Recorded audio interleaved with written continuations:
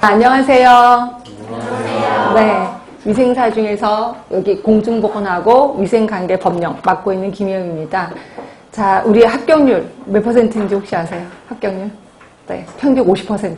자, 예전에는요, 그냥 운전사 면허처럼 그냥 기출문제 가져다가 풀어서 대강대강 공부해서 그 정도 나왔거든요. 근데 요새는 절대로 그럴 수 없다는 것만 알고 계시면 돼요. 그러니까 예전처럼 시간적 투자 조금 해서 그냥 되는 게 이쪽 분야가 아니라는 것만 알고 계시면 돼요. 그래서 어차피 공부하려고 여기 모셨잖아요. 이왕 하시는 거 시간적 투자를 좀 하자. 제대로 하자는 거죠. 그래서 투자를 제대로 해서 그 다음에 원하는 목표에 도달할 수 있게끔. 그래서 저희 전문가 눈으로 볼 때는요, 문제가 아주 쉬워요. 왜? 공부 조금만 하면 쉽거든요. 근데 그 조금을 투자를 안 해서 이게 합격률이 한 50% 정도밖에 안 된다. 이렇게 생각하시면 돼요. 그래서 여기 오신 분들은, 제가 이제 열심히 암기 팁도 좀 알려드릴 거고요. 그 다음에 좀 이해하기 쉽게. 왜냐면 전공이 아니신 분들이 좀 많잖아요. 그래서 좀 이해하기 쉽게, 그리고 암기 팁도 드리면서 따라올 수 있게끔 자꾸 반복해서 연습할 겁니다. 그래서 오늘도 나눠드릴 유인물을 잠깐 보시면 거기 괄호 넣기가 있어요. 이 괄호 넣기 갖고 계속해서 암기할 수 있도록 제가 계속해서 여러분 들들들들 볶을 거고요. 자, 요거 끝나고 나면 다음 주에는 또 오늘 배운 거를 이제 쪽지 시험식으로 또 한 번 반복을 할 겁니다. 결국 한 번 배운 거를 3번 정도 반복을 하게 된다. 결국 수업하는 도중에, 수업하는 중간에 암기할 수 있도록 제가 그렇게 하도록 하겠습니다. 그렇죠?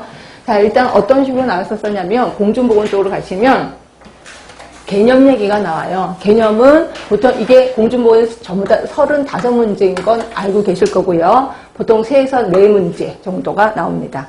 그 다음에 역학이 좀 제일 중요하겠죠. 근데 역학을 되게 어려워 하시더라고요. 근데 역학을 좀 깊게 시간적 투자를 하다 보면 되게 쉬운 게 역학 부분이라고 생각하시면 되고요. 이게 많이 나올 때는 제가 그때 한번 시험 보러 갔을 때는 8문제까지 나오더라고요. 역학이. 근데 그때는 좀 많이 나올 때고 보통 6에서 7문제 정도가 나옵니다. 그래서 역학 부분은 시간적 투자를 좀 해야 될 것 같고요. 그리고 이제 감염병 관리, 그래서 감염병 하나하나에 대해서 얘기를 하고 있는데, 근데 그렇게 어려운 감염병은 별로 없어요. 그래서 이것도 그냥, 딱 상식만 있으면 풀 수 있게끔 좀 쉽게 나오더라고요. 그게, 2에서 3문제 정도. 근데 여기서 상식이라는 거는, 그쪽 분야의 전문가 입장에서 상식입니다. 일반적인 사람의 입장에서는, 이게 상식일까라는 생각도 들 정도로 좀 어려울 수도 있다라고 보시면 되고요. 만성질환도 역시 2에서 3문제 정도 나오는 거고요. 보건행정이야말로 진짜 어려워하시더라고요. 역학보다 조금 더 어려운 게 보건행정. 그래서 여러분 중에 혹시 행정 부분을 전혀 모르시면 도대체 이거 뭘 하는 거야? 라고 멘붕 상태에 빠지게 되는 게 이 분야거든요. 이게 4에서 5문제까지 나올 때도 있습니다. 이렇게 있고요. 이제 보건관리, 제복근 보건관리 있지만 여기 안에 모든 내용이 다 들어가 있습니다. 인구, 역량, 모자보건, 학교보건, 통계 등등 여러 가지가 들어가 있기 때문에 각각의 보통 9개 정도가 들어가 있습니다. 9개 분야가. 그래서 여기에서 2문제만 나와도 이 정도 문제는 나오죠. 그래서 대부분 많은 부분을 차지하는 게 요거긴 하지만 여기 안에 여러 가지 그 내용이 있기 때문에 그렇게 달락달락 본다면 당연히 역학이 최고도로 많이 나오는 부분이다라고 아실 겁니다. 그렇죠? 자, 그리고 이제 위생관계법령에서 보시면 공중위생관리법, 이게 모두 6개의 법인데요. 다 똑같이 나오진 않습니다. 정말 다행히도. 그래서 공중위생관리법 하면 한 4문제 정도가 나오는 거고요. 식품위생법 양이 엄청나거든요. 근데 거기서 한 5문제, 많게는 6문제까지도 나오긴 합니다. 이 중에서 가장 많이 나오는 거는 감염병 예방법이요. 이게 가장 문제가 많이 나오고요. 그리고 요게 올해 말고 내년으로 가면 확 바뀌는 걸 아시죠? 네, 그래서 그것 때문에 요거는 조금 시간적 투자를 하겠습니다. 워낙 많은 부분이 나오니까. 그 다음에 먹는물 관리법, 폐기물 관리법, 하수도법은 많게는 3개인데, 근데 3개까지는 거의 안 나오고 한 2개 정도로 나오는데, 정말 다행인 건 뭐냐면 나오는 부분만 나와요. 그래서 제가 이건 내용이 좀 많긴 하지만 제가 나오는 부분만 얘기를 해드릴 겁니다. 그렇죠? 그래서 그 부분만 공부하시면 얼추 괜찮을 것 같긴 해요.